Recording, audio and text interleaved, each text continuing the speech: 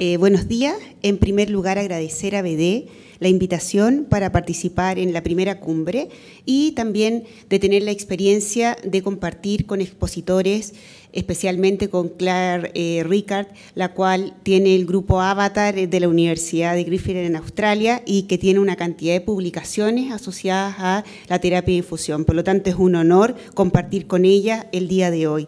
En segundo lugar, quiero declarar que no tengo conflicto de interés, que la presentación no está asociada a un pago y que es una invitación para presentar la experiencia que tengo relacionado con este tema.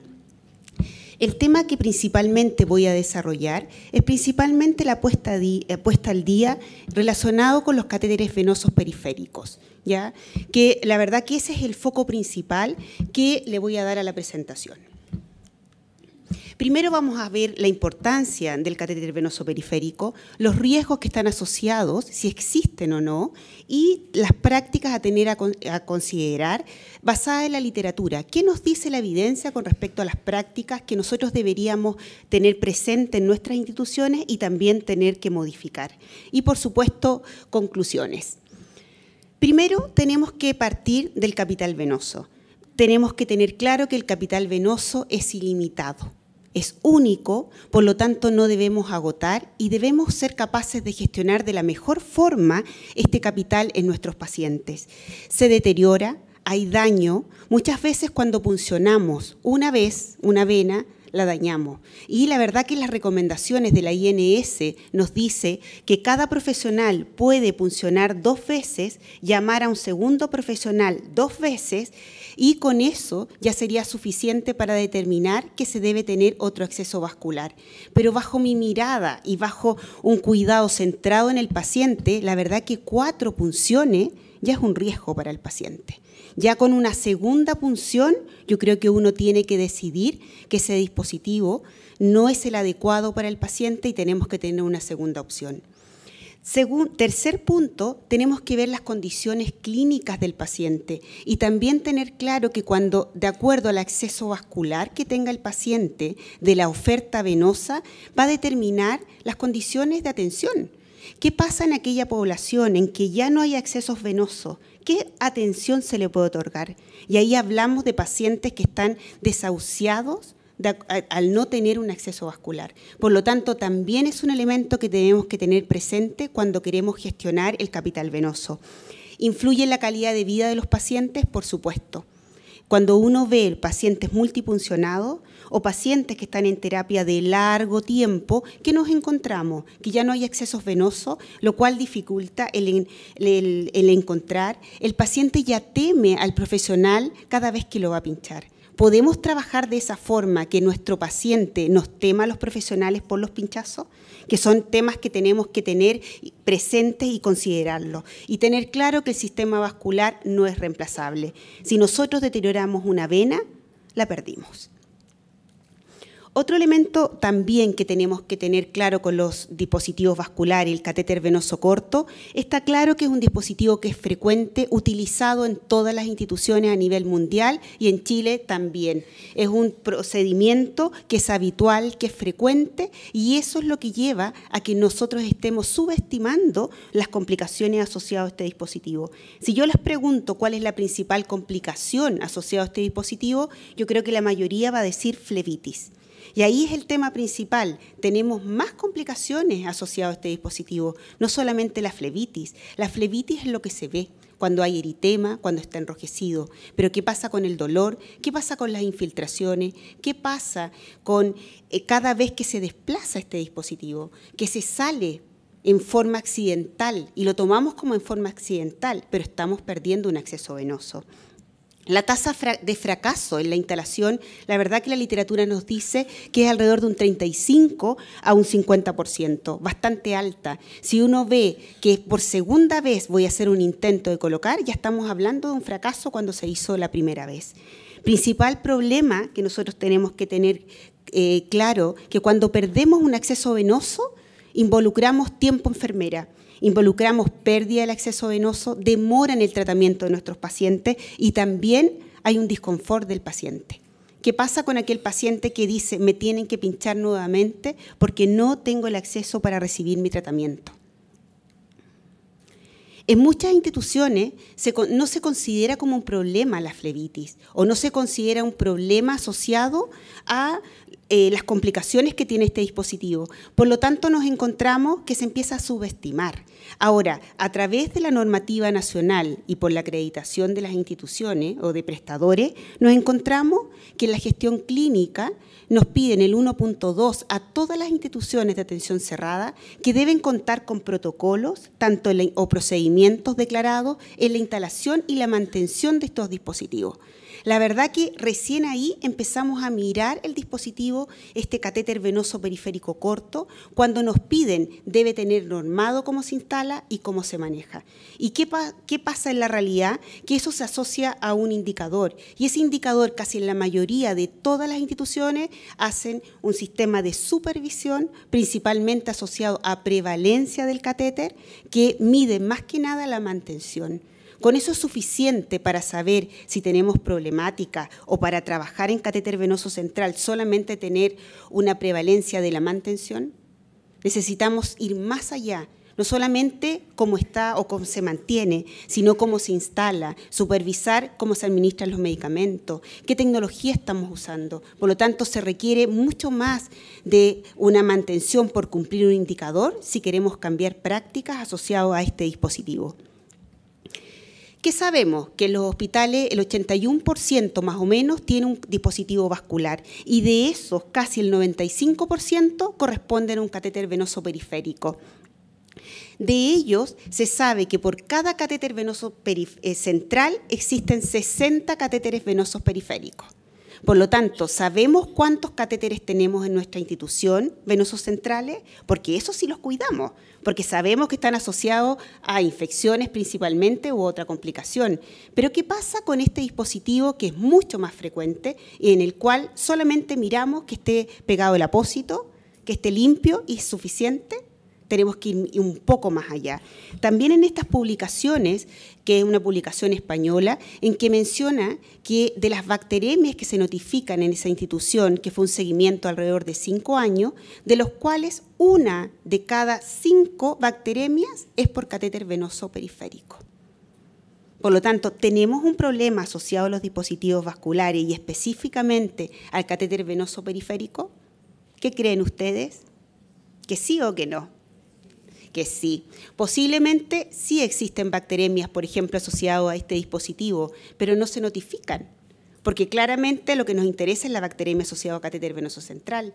Tenemos flebitis infecciosa, las notificamos, llevamos indicadores relacionados con esa complicación. La verdad que ahí es donde empezamos a mirar que falta mucho por desarrollar asociado a este dispositivo, porque esto sí tiene un riesgo. Acá yo les muestro una revisión sistemática que fue publicada en el año 2017 del doctor Mermel, que es un académico que es bastante estudioso en el tema de infecciones. Por lo tanto, él lo que quiso en esta revisión fue principalmente tratar de determinar cuál era la magnitud de las infecciones asociadas a este dispositivo. ¿Qué encontró?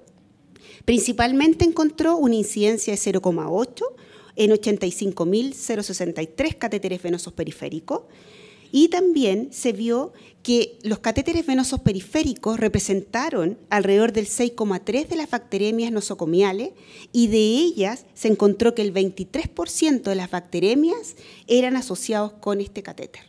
Por lo tanto, si tenemos bacteremia en nuestros hospitales, nos encontramos, hay que pensar que de ellas, 1/4 de ellas puede estar relacionadas directamente con el catéter venoso periférico. Por lo tanto, no es un dispositivo más en nuestras instituciones, sino que hay un dispositivo que hay que mirar, que hay que observar y hay que cambiar nuestras prácticas si no lo estamos haciendo de la mejor forma. ¿Qué factores encontró en esta revisión sistemática? Encontró primero que el tiempo de permanencia prolongado y la inserción bajo condiciones de urgencia eran los factores de mayor riesgo de presentar bacteremia. Ahora, si uno empieza a ver la realidad, la verdad que es bueno encontrar estas revisiones porque nos da una luz sobre qué tenemos que ir a observar, una luz donde qué es lo que tenemos que modificar, qué es lo que está pasando en nuestros hospitales. Acá hay una revisión y un metaanálisis publicado ahora en el año 2018, en junio, y que nos dice cuál es la ocurrencia de flebitis. Y aquí los autores principalmente quisieron estudiar 3 puntos. Determinaron, primero, si existe una diferencia de acuerdo al grosor o al calibre de este catéter, y ellos hicieron una diferenciación entre catéteres de 20 y menos de 20 y superior a 20 de calibre. La ubicación, vieron si bien artículos que tuvieran o que refirieran de la zona antecubital versus otros lugares. Y el tercer punto que ellos compararon o buscaron información fueron la duración, igual o menor a 96 horas o superior a 96 horas. ¿Qué es lo que ellos encontraron? La verdad que de todos los artículos ellos seleccionaron 143 y de acuerdo a los criterios y de acuerdo a la información que ellos buscaban, se quedaron con 14 artículos para revisión. ¿Cuáles fueron los resultados de esta revisión sistemática? Primero, de los 14 estudios, 12 estudios mencionaron principalmente el calibre del catéter venoso periférico.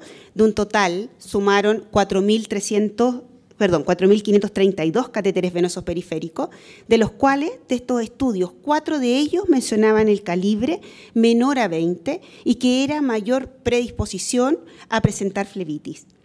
Y solo uno de estos estudios representó, es decir, tenía un cálculo estadístico y que mostró que era estadísticamente significativo el grosor menor o igual a 20. De los otros artículos, de los 7, se encontró que también eran propensos a presentar flebitis, pero de estos solamente 2 estudios de estos 7 presentaron significancia estadística. Si nosotros revisamos, no se refleja ya. Si ustedes ven lo que está marcado en el gráfico, acá, perdón, en la tabla, si ustedes ven, es lo que ellos hicieron de su metaanálisis, donde juntaron todos estos estudios, haciendo es decir, llegando a una población de 4.532 catéteres venosos periféricos, y ellos encontraron qué impacto tenía el calibre del catéter. Y la verdad que uno habitualmente se encuentra de que un calibre de un catéter que es mayor, por ejemplo, 20, 22, que son las recomendaciones porque provocan menos daño a la vena. Acá en este metaanálisis ellos encontraron que no había diferencia entre colocar un catéter 20 o un catéter más grande, asociado a la flebitis, de acuerdo a los artículos que ellos revisaron. Por lo tanto, nos dejaron, o los autores quedaron con la misma duda. ¿Tiene relación el calibre del catéter? Después, cuando ellos analizan, principalmente está relacionado con el sitio de inserción y compararon la zona antecubital con el resto de los lugares anatómicos, que es sobre las extremidades, y aquí ellos encontraron 7 artículos que examinaban este punto o lo evaluaban y juntaron o reunieron un total de 3.589 catéteres venosos periféricos. De estos, 3 de los estudios mencionaban la fosa antecubital con mayor riesgo de presentar flebitis, y de los cuales 2 de ellos fueron estadísticamente significativos. Es decir, encontraron una relación directa de la presentación, es decir, de la aparición de flebitis con el sitio anatómico antecubital.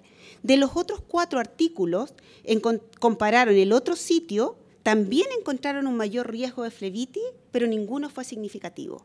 Y cuando los autores reunieron el total de 3.589 catéteres, fíjense que encontraron que tampoco había diferencia estadística en que se colocara el catéter en la zona antecubital o en cualquier otra zona anatómica. Los autores quedaron con la misma duda, ¿o no?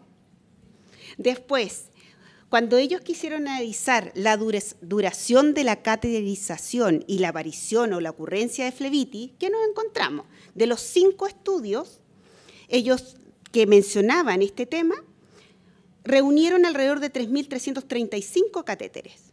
De esos 5 estudios, 3 evaluaron permanencia mayor a 96 horas con un riesgo de flebitis y encontraron de esos estudios 2 con significancia estadística.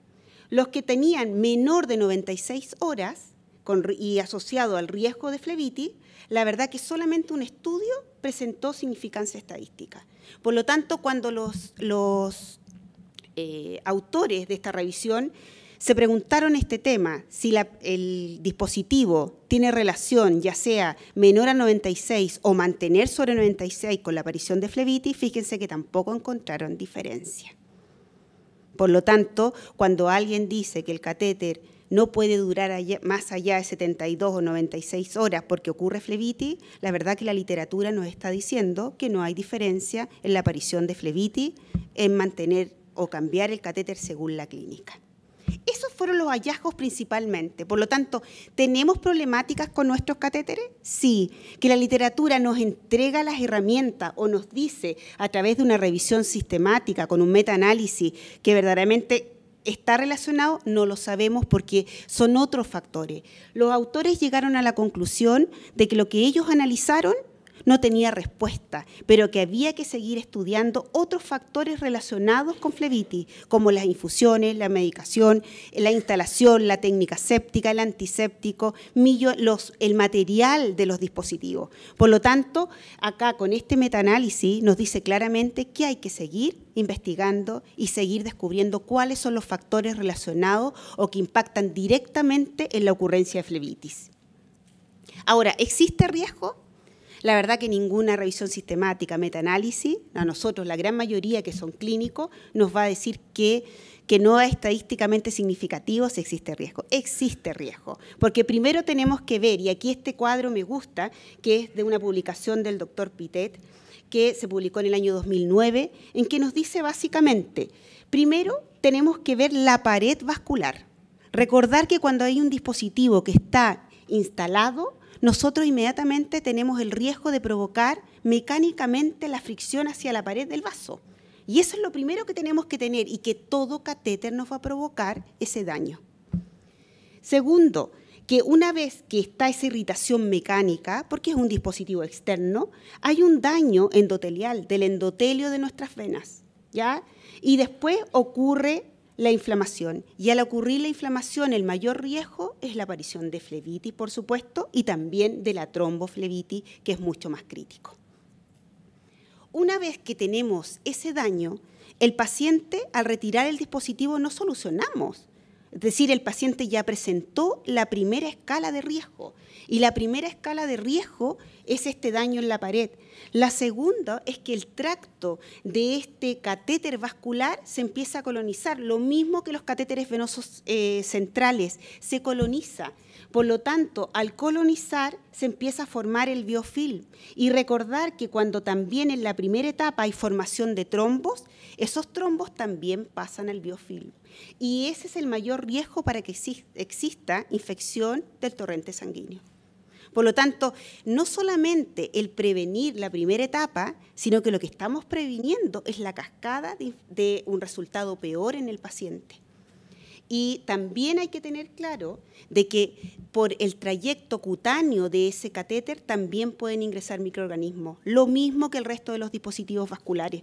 Por lo tanto, puede haber migración de la parte externa, colonización, inflamación y provoca también un proceso que también puede terminar en el desarrollo de una infección, por supuesto, del torrente sanguíneo. Por lo tanto, esto hay que mirarlo igual que un dispositivo central, porque el riesgo existe.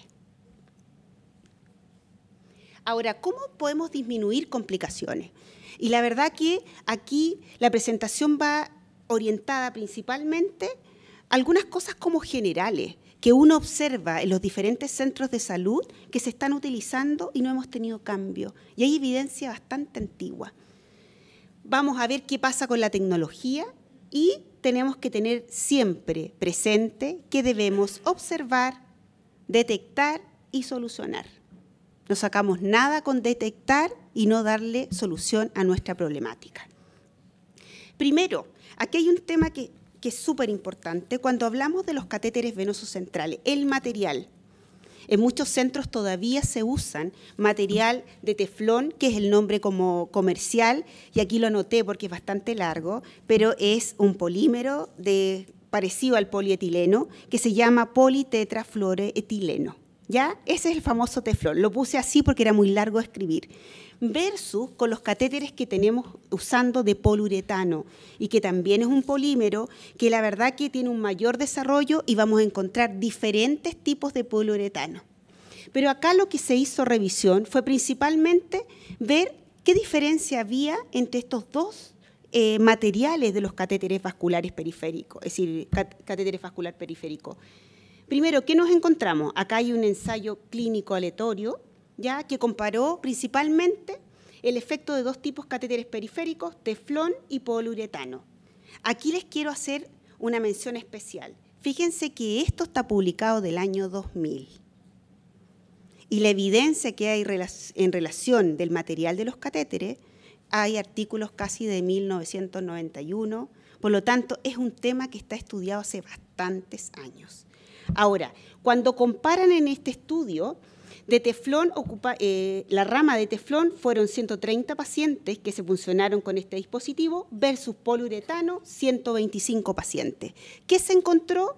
Se encontró una tasa de flebitis de 36,8% en forma global, y cuando uno revisaba qué tasa de flebitis era en relación al tipo de dispositivo, en el del grupo de catéter de teflón fue de 49% versus el de poliuretano, 24% en el paciente en el grupo de 24%, casi la mitad del catéter de teflón. Aquí hay que tener elementos importantes. ¿Por qué es importante el material? Recordar que si hay un material rugoso, se adhieren los microorganismos. Si hay un material que se quiebra, cada quiebre va a provocar colonización. ¿Y se acuerdan en las tres escalas que veíamos? Si hay colonización, hay mayor riesgo de que migren o que se forme ese biofilm, por lo tanto, también se ocasiona un mayor riesgo de infección. La punta de nuestro catéter también es importante, debe ser lisa. ¿Cómo debe ser? Porque eso también provoca un daño. Son elementos que los pensamos nosotros en nuestra práctica diaria. Colocamos un dispositivo. Por lo tanto, son elementos que sí, si queremos cambiar prácticas asociadas a este dispositivo, prevenir complicaciones, hay que analizar qué tipo de catéter estamos usando. Este es un estudio mucho más antiguo, que aquí básicamente también compararon catéteres de teflón versus también de poliuretano, y aquí lo que ellos evaluaron fue infiltración en pacientes neonatos, ¿ya? Fue un estudio también clínico randomizado, y ellos evaluaron 19 factores, 11 factores asociados principalmente a infusiones, incluyeron 772 catéteres venosos periféricos, y ellos, ¿qué encontraron? En esto identificaron que los elementos o factores de mayor riesgo fueron principalmente el material del catéter, que estaba asociado, la edad, el sitio de inserción, y el uso de furosemida y dopamina por un catéter venoso periférico fueron los que causaron mayor riesgo de infiltración. Y también ellos, en su estudio, lo que vieron que también en los pacientes con un peso menor a 1.500 encontraron, de un kilo y medio, encontraron básicamente de que el número de intentos estaba asociado a infiltración y también el material del catéter. Y si nos vamos acá a la curva, ustedes van a ver que por las horas de instalación, es decir, las horas que está instalado el catéter, vean cómo va aumentando la curva del porcentaje de catéteres que presentaron o de pacientes que presentaron infiltración. Y se ven que la curva de teflón fue mayor. Ambos dos presentaron, pero menor cuando uno utiliza un catéter de poliuretano. Y acá es lo mismo en los neonatos, que de menor de 1,5 kilos. También encontraron, y aquí se nota, es mucho más la diferencia que hay al utilizar los diferentes catéteres. Uso de alargadores o llave de paso o llave de 3 pasos. La verdad que ya hace bastante tiempo en Estados Unidos ya no se utilizan las llaves de paso o llaves de 3 pasos, porque se ha visto que son complicados, pero que tienen complicaciones asociadas. Pero, ¿qué es lo que se postula? A utilizar estos bifurcados o trifurcados, a no utilizar este dispositivo. Pero también tenemos que saber el por qué nos mencionan que no hay que utilizarlo, porque no nos podemos quedar de que afuera se utiliza y aquí lo estamos utilizando. Por lo tanto, acá hay un artículo que lo hizo Lynn Hathaway y que está publicado en la revista de la INS, publicado en el año 2018, en febrero, en que el grupo de ella principalmente analizó estas llaves de 3 pasos con 3 objetivos. Primero, explorar la tecnología asociada a este dispositivo, revisión de la literatura y las prácticas clínicas. ¿Qué vieron ellos? Primero, cuando revisaron la literatura, hicieron un corte de los estudios. Antes del 2000, y después del 2000. Los estudios anteriores al año 2000 reportaron alrededor de un 22% de los puertos de estas llaves estaban contaminados a las 72 horas de uso clínico, que ese es un elemento, recuerden, 72 horas ya están contaminados. Después del año 2000, 4 estudios clínicos autorizados compararon que el cierre de las llaves le pusieran un conector libre de aguja. ¿Y qué se vio de estos estudios? Que hubo una reducción significativa en la contaminación cuando se utilizaba un conector libre de aguja. Y tiene su lógica, porque mantiene como un circuito, entre comillas, cerrado. Menos manipulación. Otro estudio que se hizo in vitro evaluó principalmente qué pasaba con esta manilla y también qué pasa con el lumen de la llave de 3 pasos. Por lo tanto, ellos evaluaron la contaminación. ¿Y qué encontraron ellos? Encontraron que los cultivos que estaban en la palanca y además en el lumen eran los mismos microorganismos. ¿Se contaminan nuestras llaves de paso, no? ¿Hay riesgo? Y las prácticas clínicas, ellos aplicaron una encuesta y la encuesta fueron a países fuera de Estados Unidos y instituciones de Estados Unidos, que encontraron de que en Estados Unidos cada 96 horas se cambian las llaves y fuera de Estados Unidos la gran mayoría no ve la llave y la retira solamente cuando ya terminó la infusión o hay que retirar el dispositivo. También en Estados Unidos encontraron otra diferencia, que las llaves de paso las cambian, si ya no las necesitan, se cambian inmediatamente. Es decir, hay evaluación diaria del dispositivo. Ahora, si uno ve, no sé si mandaron esta encuesta a Chile, porque aquí en Chile yo creo que se cambian, no permanecen con el paciente, ¿ya? Uso de conectores, tapones, ya también tuvimos un cambio, ya no usamos tantas llaves, porque ya en las llaves que utilizamos o bien estos bifurcados, nos encontramos que se utilizan llaves, hasta el día de hoy pueden estar usando en algunos hospitales, y nos encontramos que si se usa la tapa roja, usted está abriendo el sistema y si nos vamos a la literatura, eso se contamina mucho más fácil. Y si usamos tapas amarillas, aquí también estamos, ya la OCHA desde el año 2000 determinó de que deberíamos administrar sin uso de aguja para disminuir pinchazo, ¿ya? Por lo tanto, también hay un cambio. Nos vamos a los conectores, que hay diversos en el comercio, y también, como algunos de ustedes quizás me han escuchado hablar de este tema, hay que tener claro el funcionamiento de cada uno de ellos para hacerlo de la mejor forma óptima. Es una tecnología de ayuda, pero recordar que si uno no sabe utilizar la tecnología, se convierte en un enemigo para nuestros pacientes. Y también un elemento importante, el lavado y la desinfección, que también lo hemos visto, la necesidad de que si tenemos un conector hay que lavar y si tenemos que, cada vez que tenemos acceso, tenemos que desinfectar. Y esa desinfección va a ser variable dependiendo del tipo de conector. El proveedor nos puede decir que puede ser de 5 segundos hasta 30 segundos. Por eso es tan importante conocer qué tecnología estamos utilizando. Un elemento importante, que es el famoso flashing, que es prevenir la oclusión y reacciones químicas. Y aquí los objetivos son claros, permeabilidad y la incompatibilidad. Ahora, cuando ustedes busquen en la literatura van a encontrar términos, el famoso SASH y el famoso SAS. Cuando quieren ustedes, para cuidar sus catéteres, aquí es solución salina, administrar medicamentos, solución salina y heparina. Eso es lo que van a encontrar en la literatura. Si ustedes el enfoque es para incompatibilidad entre la administración o reacciones químicas de las diferentes infusiones que están pasando, vamos a encontrar solución salina, administrar y solución salina. Ahora, cuando uno va a la práctica, ¿se lava la vía venosa previa a la administración de un medicamento? Lo que sí uno puede ver que se lava siempre posterior a la administración. Pero lo que dice la literatura es el famoso SAS.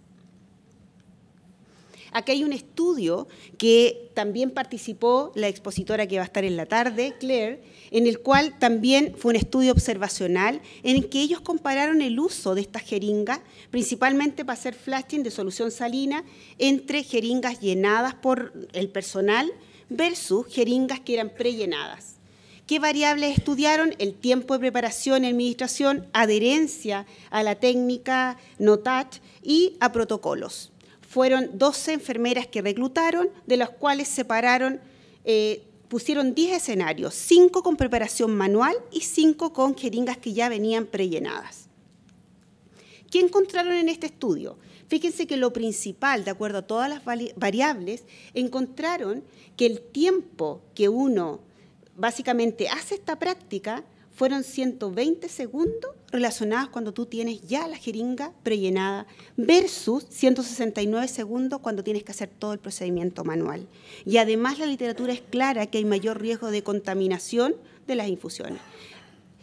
¿Qué importancia tiene este artículo? Que también ellos compararon cómo era la adherencia al protocolo que ellos hicieron. Y fíjense que a pesar de tener jeringas prellenadas, que para nosotros como enfermería es una ayuda en nuestro quehacer, tampoco con eso es suficiente, porque cuando ellos analizan cómo utilizaron esta jeringa, fíjense que no siguieron recomendaciones del fabricante, desde el punto de vista que esto debe ser pulsátil. Fíjense que solamente el 28% de lo que ellos evaluaron cumplía con las recomendaciones del protocolo. Se dan cuenta que es importante que la tecnología o los insumos que nos lleguen a nosotros conocer su funcionamiento para lograr el objetivo de él. Osmolaridad de medicamentos. Y esto, la verdad, que más que la literatura, aquí hay que trabajar con los químicos farmacéuticos. Aquí tenemos que tener la osmolaridad de los medicamentos. Acá en rojo el semáforo, que fue esta es una lámina que la compartió Catherine Cocotis, ¿ya? En el cual ella menciona cuáles son los medicamentos que, a pesar que no están declarados como vesicantes, sí son irritantes para las venas. Por lo tanto, es un trabajo que uno debe realizar. Y también medicamentos que hay que tener en alerta. Y esto lo deberíamos tener en todos los hospitales a nivel nacional. Seguir también, de acuerdo a lo que yo voy a administrar, qué dispositivo utilizar. Utilizar algoritmo, y este es el algoritmo de la INS, de la Sociedad de Enfermeras de Infusión, en el cual también da directrices. Por lo tanto, también tenemos que, de acuerdo a lo que existe, crear nuestro algoritmo para nuestras propias instituciones. Uso de tecnología para la instalación de estos dispositivos, la verdad que también se ha visto, así como se usan los catéteres, los PICC line, el ultrasonido, se ha visto que también se pudiera utilizar en instalación de accesos vasculares difíciles de un catéter venoso periférico. Y aquí hay un estudio que comparó principalmente cuál es el impacto el impacto que hay con la instalación, por ejemplo, solamente mirando y palpando, utilizando el infrarrojo, la luz infrarroja, y utilizando el ultrasonido. Y la verdad que si ustedes ven que utilizar el ultrasonido es superior, pero también hay una revisión sistemática que fue orientada principalmente a buscar estudios clínicos aleatorizados con el impacto, y la verdad que no llegaron a ninguna certeza. Falta mayor estudio para decir que también se pudiera utilizar en las vías venosas periféricas el ultrasonido. Por lo tanto, en las instituciones que lo están utilizando, ojo, para los catéteres venosos periféricos o catéter venoso central hay harta evidencia, pero en vías venosas periféricas todavía falta. Por lo tanto, estamos quizás teniendo un insumo muy caro para una práctica que todavía no está bien certificada. ¿Qué pasa con esta famosa luz infrarrojo? La verdad que en los diferentes estudios no encontraron diferencia en el tiempo de instalación, ¿ya? La visualización de la vena no asegura la punción exitosa. ¿Se disminuye hematomas? Sí. Eso sí se ha visto que al utilizar este sistema menos se rompen las venas. Y lo otro que se ha visto en algunos artículos que llegan a la conclusión que este sistema es muy útil en la curva de aprendizaje de los profesionales en la punción, porque ahí sí es donde se ha visto un gran impacto. ¿Qué pasa? Hay que seguir estudiando porque los estudios son limitados para decir con certeza y falta un mayor desarrollo de este tema para ver el impacto que tiene en nuestros pacientes.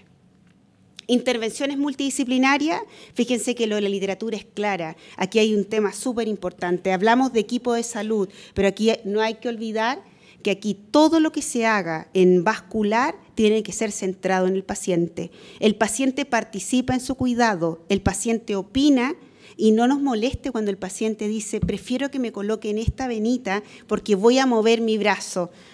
Uno que ya tiene sus años como enfermera, quizás uno miraba al paciente, no, pero ahora hay que escuchar. El paciente es responsable también de su dispositivo, por lo tanto, las intervenciones multidisciplinarias, bienvenidas, pero también incluyendo al paciente.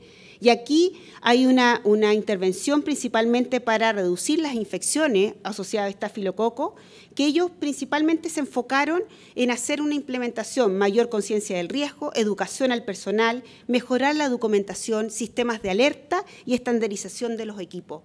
Ellos hicieron y también aplicaron una escala de flebitis, y fíjense que esta fue creación propia. Tomaron una escala de flebitis de un enfermero inglés y ellos la acomodaron a su propia realidad. Por lo tanto, hicieron un instrumento que les ayuda porque le pusieron colores.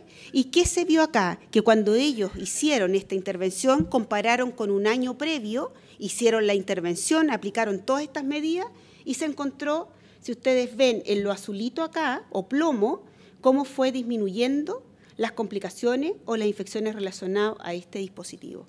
Por lo tanto, cuando uno toma medidas, sí va a lograr impacto. Por lo tanto, para terminar, porque ya me pasé en bastantes minutos, ya catéter venoso periférico no es un dispositivo olvidado, es un dispositivo que está presente, que tenemos que mirar y tenemos que cambiar nuestras prácticas. Los problemas se solucionan enfrentándolos, es decir, el que no quiera mirar qué está pasando, no, hay que mirar, acordarse que estamos centrados en el paciente, buscando la mejor evidencia. Se debe estar al día en conocimiento, tecnología relacionada con el dispositivo y siempre conocer cómo funciona esta tecnología. Y no olvidar que el cuidado debe estar siempre centrado en el paciente. Muchas gracias.